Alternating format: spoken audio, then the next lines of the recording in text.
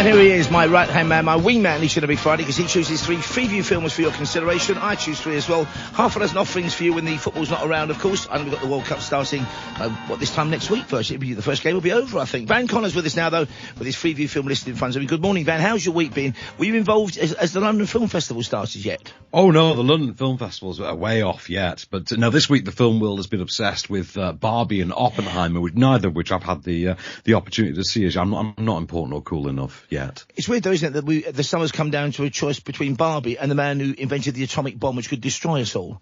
It's a weird kind of, two different examples of what American culture has given the world in the past 100 or so years. But anyway, let me park my musings and ask you for your first recommendation, if you'd be so kind, sir. Indeed. I mean, speaking of people who've given us great cultural achievements, we have to talk, of course, about Mr. Martin Scorsese and the film that finally bagged him that long overdue Oscar back in the early months of 2007. So released in 2006, we have The Departed, which is on Film 4 tonight at 9 p.m. And it's a remake of the Infernal Affairs trilogy, which is a foreign language trilogy of films about an undercover cop and an undercover criminal. So you have a cop who goes undercover with the mob at the same time that the same mobsters have an undercover member of their group in the police force. So it's a story of basically 2 opposing undercover factions, remade in the English language to feature DiCaprio as the cop undercover with the crims and Matt Damon as the crim undercover with the cops. And as our mob leader, an absolutely scenery-chewing Jack Nicholson, and as the head of the police force, the one and only Martin Sheen. This is an absolute cracker. You must have seen The Departed as well, Paul, I'm sure. The trouble is, I did see the original trilogy, and while it's good, it's on the patch on the original 3 films. I mean, without being too much of a film snob. Oh, no. But, some great performances in it, and it's one of those kind of... Infernal Affairs would have been right for it, because it's an infernally complicated plot at times, and you do shift your allegiances, and it's a great Scorsese film, no two ways about it, which he's saying is one of the great films ever made, possibly. Well, I say, it's one of those that it's not Scorsese's best movie, and him getting the Oscar for it it more or less felt like it was a sort of, we owed him an Oscar as a culture. Well, it was a bit like, and this was a good movie. It's like when John Wayne got his Oscar for Best Actor for the Cowboys, which for True Grit, rather. He's right in True Grit, but it's not like some of his earlier masterful, Man Who Shot Liberty Valance, or The Searchers, or, of course, Rio Bravo, but they feel sometimes it's their time. That was Spielberg, it was his time to get an Oscar, and they didn't have to make him wait. Yeah. Exactly. It's the DiCaprio of it all. And speaking of Oscars, of course, someone else who got Oscar love for this movie was Mark Wahlberg, who was kind of a bit of a scene stealer as well in this. I've got a clip for you. Like I say, this is on Film 4 tonight at 9 o'clock, and Mr. Wahlberg features very heavily in this equally heavily bleeped clip, because remember, Scorsese movie, so this has been bleeped to all hell. Understandably enough, if you've seen the movie, you know why. Say tonight, 9 p.m. on Film 4, this is DiCaprio coming in from the cold to have a check-in with his police handlers, which are Martin Sheen, as I say, and Mark Wahlberg. So have a listen. It's a great film. Here we go, Van's first recommendation, The Departed. Hey, what do you think, you can pop somebody and there's a special card to play? That guy Jimmy Bags, whose jaw you broke, happens to work undercover for the Boston Police Department. I'm going nuts, man. I can't be someone else every day. It's been a year of this. I've had enough of this. Calm down, all right? Most of the people in the world do it every day. What's the big deal? Well, I'm not them, all right? I'm not them, okay? Exactly. You're nobody. You signed the papers, remember? Now, we're the only 2 people on the face of this earth that even know you're a cop. How about we just erase your file? Huh? How about that? How about we erase your file, and then bang, you're just another soldier for Costello, open to arrest for I don't know how many felonies, huh? What do you say we do that, Cap? I'm not That was a joke. It wasn't a joke. Just because you play a tough guy doesn't mean you are when you lace curtain Irish. And that film is brought to you by swear words and bleeps, of course. There's an interesting clip that is. It's one of the key scenes in the film, so make sure you catch that one. My recommendation is, it's been called the first ever camp film. It was a bit of a botched release because the original film had no narration from Humphrey Bogart, who's my favourite screen actor. And when it was tested, people couldn't get their heads around it, so they gave, a bit like with Blade Runner, they gave Bogart some narration duties. Only Bogart been in a car accident, I don't know if you know this, and he'd lost several of his teeth, and he was having trouble speaking to be called back for the narration. So they hired a then unknown but promising voice mimic called Peter Sellers to be Humphrey Bogart's voice in the narration, by and large, of Beat the Devil, which is on Talking Pictures TV tonight, 6:45 p.m. Basically, it's John Huston directed it. Peter Lorre's in it. There's no Sidney Greenstreet, I think he died by then, who turned up in the Maltese Falcon, and that's key, because basically John Huston and Bogart, so we saw this as a spoof of the Maltese Falcon. They're all after the same thing, in this case, uranium deposits in Kenya. Some great stars. This Gina Lollobrigida is in it, Jennifer Jones is in it, and it's got all the kind of usual cliches of the expats abroad. It's a very world-weary film as well, very cynical. They've all been through the Second World War. Peter Lorre is fantastic in this film. It's black and white, but don't hold that against it. I don't think this is going to be the restored version, because about 10, 12 years ago, maybe even longer, they found the old missing 4 or 5 minutes, took out the narration, and released that. It's a much better film for that, but that's in copyright. The original release, nobody bothered to renew the copyright of, because it was Bogart put money and lost money in it. So I'm sure that's the one you're going to get, but it's well worth the look, particularly if, like me, you rate Humphrey Bogart and Peter Lorre particularly. And instead of Sidney Greenstreet, who died, they found another fat, very funny bloke. Robert Morley's in it. So you can see how they're doing it almost by numbers. Ooh. I don't know if you've ever seen this one, have you? It's a real film curio, this, I think. I covered this when they did the 4K restoration back in, I think it was 2016, the version you're talking about, because they found the recovered footage and then basically cleaned it up for a 4K release. And I think that's the only one currently in circulation, I think, that you can just walk into the shop and buy. Is the restored version now. Which is worth watching, it's worth buying now, or at least getting a look at it, and also watching the one that's on tonight, 6:45 p.m, Talking Pictures TV. I mean, the plot is the least of your concerns in this film. The performances are fun. They're having the time of their lives. And remember, Peter Sellers is featured in this film uncredited. The sailing of the SS Nyanga has been postponed. Now, look here. This boat is definitely scheduled to sail at 2400 hours. The fellow gone, or is the captain drunk? Oh, of course the captain is drunk. Utter hopeless inefficiency. Oh, my name is Chelm. This is my wife. How do you do? My name's Dan Rubber. How do you do? Billy, did you see this? See what? That man in London has been killed. Rub-a-dub-dub. 3 men in a tub. When our little party doesn't show up on the date you said, your friend might use that as an excuse. If my friend were looking for an excuse, you'd find a better one in the morning papers. The business of one of these businessmen is murder. He killed a lot of people, didn't he? Ah, but he had a better style. Great film, far as I'm, because anything Humphrey Bogart seems going to be worth watching. And what's your second recommendation for us? Well, mine was Yorgos Lanthimos' acclaimed 2018. I'm going to call it a dark comedy, because I think that's probably the best way to describe it. It's an odd film. It's a curious one, this one. The Favourite from 2018, starring Olivia Colman, Rachel Weisz, and Emma Stone. And it's set in the early 18th century, and it's about the court of Queen Anne, and this sort of weird, it's almost like it is all sort of a love triangle, but also sort of just a popularity contest that emerges between two cousins who are Weisz and Emma Stone, as they basically compete for the affections, both physical and just on a friendship level, with Queen Anne, who at this point is, suffering mental deterioration, is fully unhinged, and you get the performance of an absolute lifetime from Olivia Colman in this, who just goes full tilt boogie nuts. She's great to watch in this. And Yorgos Lanthimos, who'd done The Lobster as well, and The Killing of the Sacred Deer, I think, prior to this, shoots the hell out of it. A hell of a vision on this. A lot of use of like fisheye lenses and unusual staging, a couple of Dutch angles, things like that. It's a very singular one. It's quite dark. It's quite funny. It's got a brilliant dance number in the middle of it with Nicholas Hoult, who, again, I say, everyone in this is just going to try and chew the scenery as much as he's in there, just to chew the scenery as much as they can. They all do a really good job. I particularly like Nicholas Hoult in there. You can see this 10:30 on Channel 4 tomorrow night. If you've never seen it, I heartily recommend it. If nothing else, it kind of explains why we all love Olivia Colman so much. But I've got a clip for you, and this is Olivia Colman's Queen Anne. She's starting to unravel and take it out on the palace guards. The great companion pieces to the madness of King George III. So it's the Favourite. It's on tomorrow night. Here we go. Well, what do you think you look like? Vacha. Do you really think you can meet the Russian delegation looking like that? No. I will manage it. Go back to your rooms. Thank you.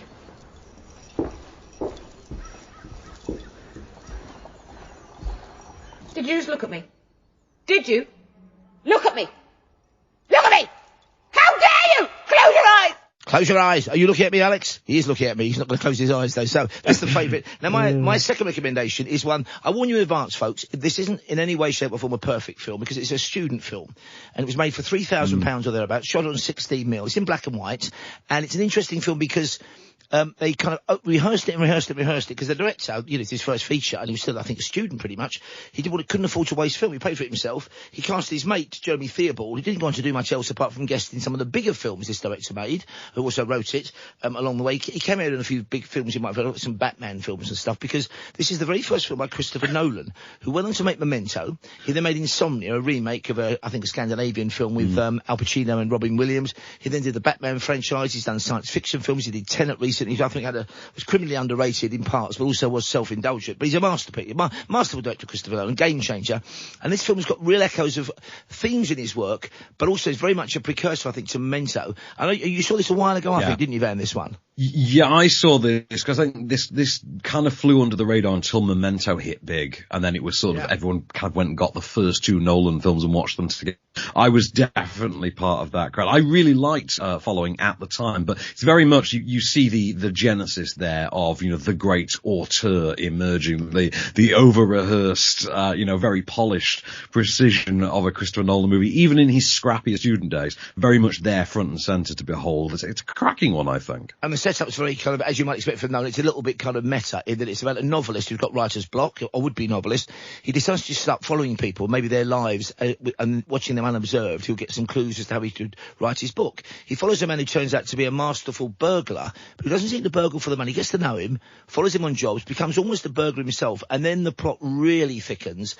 Other people get involved. Has it been a setup from the start? You'll need to pay attention to it. It's on Sky Arts tomorrow night. I'm not being patronising when I say that because I've seen it twice. And the second time I thought, oh, that's why that happened. 9 o'clock tomorrow night on Sky Arts. It's called Following. Well worth watching. It's a bit of like watching, say, a very, very, very, very early football practice session with, say, Declan Rice. Here we go. 9 o'clock tomorrow night, Sky Arts.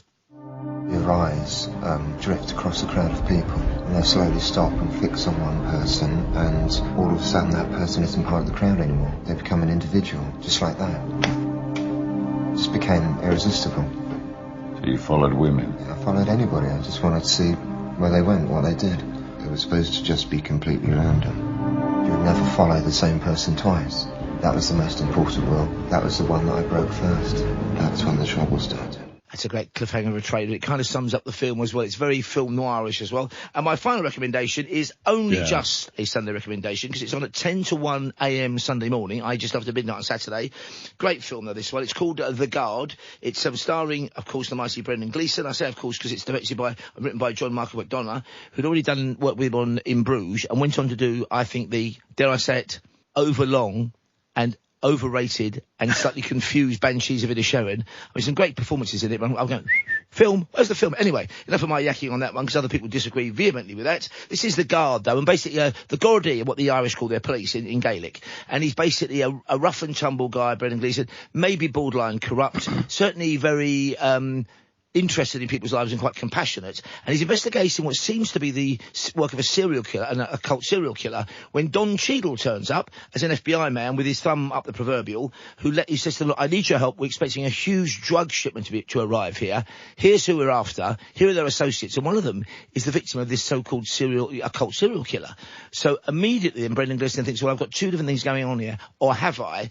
And the plot after that becomes more kind of, it's basically Don Cheadle underrating Brendan Gleeson's intelligence, and Brendan Gleeson pulling his chain at every possible opportunity. It's very, very funny. It's quite violent, and it's got one of the great endings for me, a really great uncertain ending, because you come away from the cinema, depending whether an optimist or a pessimist, with your own views on the ending on this one. I really enjoyed this. I mean, it's from 2011, so it's a while ago now, and it made money. I think it replaced The Wind That Shakes the Barley as Ireland's most profitable ever film. Since then, that's been overtaken and usurped. But a good film, this, and it's on 10 minutes to 1 in the morning on Channel 4, and it's on the wee small hours of Sunday morning. And here we go. Here's a burst of the trailer.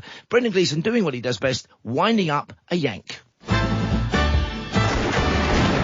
Head in to attend a briefing from a fella who's over from the FBI. Now, these men are highly dangerous. In the vicinity of $500 million worth of cocaine on board. Yes, Sergeant. I thought only black lads were drug dealers. And Mexicans. Apologize to the man. Apologize for what? For your racist slurs, for one thing. I'm Irish, sir. Racism is part of my culture. I'm only having a bit of fun, like. Don't mean nothing by it. So I thought we might start by canvassing the neighborhood. Chilly out, huh? Sorry, you lost me at we. And I was wondering if I could ask you a few questions.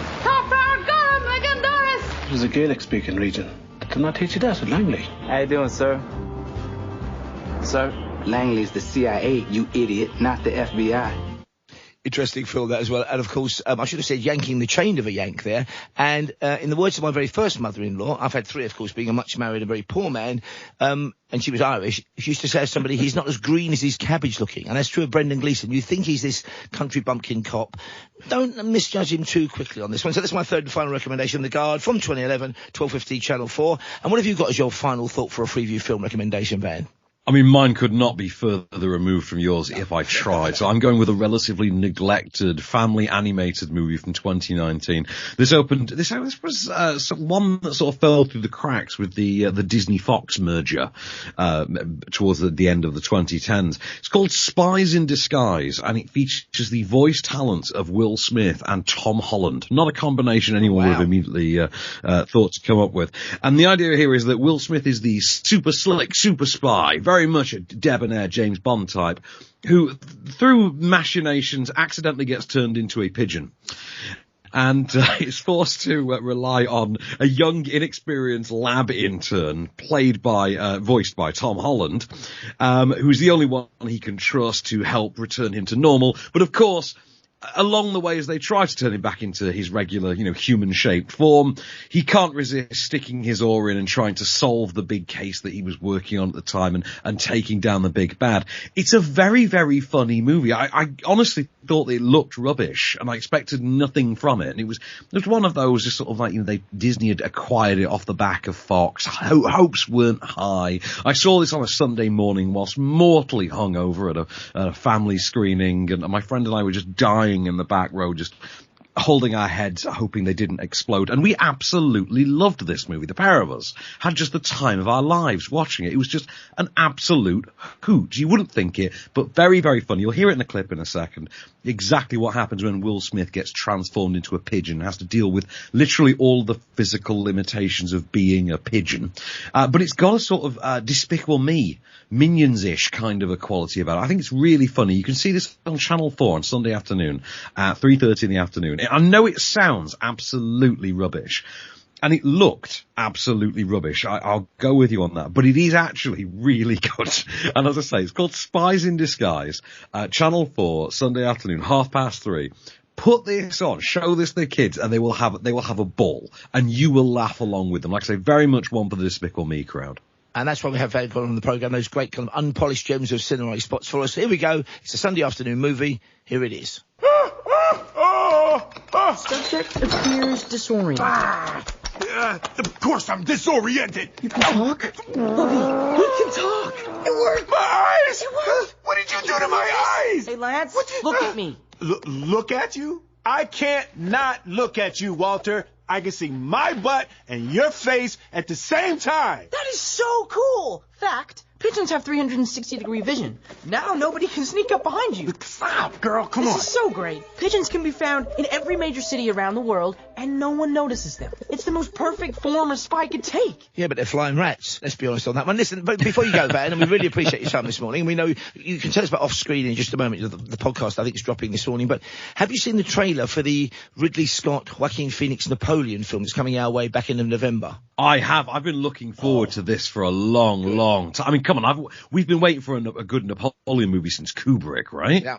Of course, Stanley Kubrick wanted to make the life of Napoleon with, I think, Jack Nicholson playing Napoleon. I really like the film Waterloo with Rod Steiger as Napoleon, directed by Konchalovsky Sr., but it's not really about Napoleon, it's about the battle. And, of course, there's a black and white masterpiece by Abel Gance, which was mutilated on release. Have you ever seen Desiree with Marlon Brando as Napoleon? That's a very strange film. Oh, yes. He's an odd one, isn't it, yeah. Desiree? Made some money, that was CinemaScope. So that's coming out.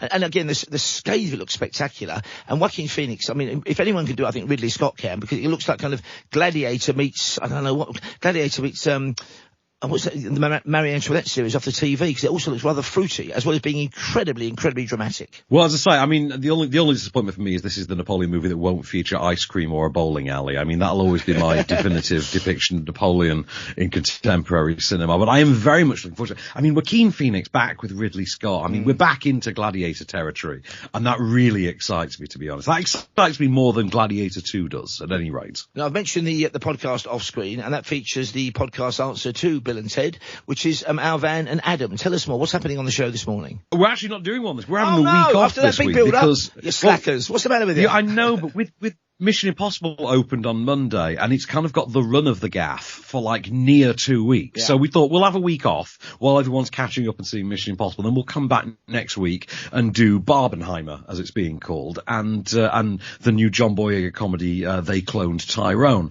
So we've got a good week next week. There's also a new Hitchcock documentary that I'm really looking forward to. I've really had to struggle to come up with things to cover on BBC this week as well. I've had to do a documentary about, do you know the label Hypnosis that did all the album covers in the 70s and 80s? In fact, we're hoping to get we're hoping to get the maker of that documentary on this programme. We've already put a bid in, because it looks a great documentary. They did all the kind of the prog rock album covers, didn't they? Yes, but also Pink Floyd, a lot of their stuff. Yeah, like Dark Side of the Moon, things like really good documentary. If you can talk to him, do definitely, because it's a great documentary. But it's Anton Corbijn, I think, who directed that one. Absolutely. Used to be a photographer for the NME back in there. They made that great film called Control about Joy Division's Ian Curtis and his rather tragic life. That was the mighty Van Conner, of course, with me, Paul Ross, New Guys, 6 Freeview film recommendations. And that's a wrap for us for the moment, but we're live till 5.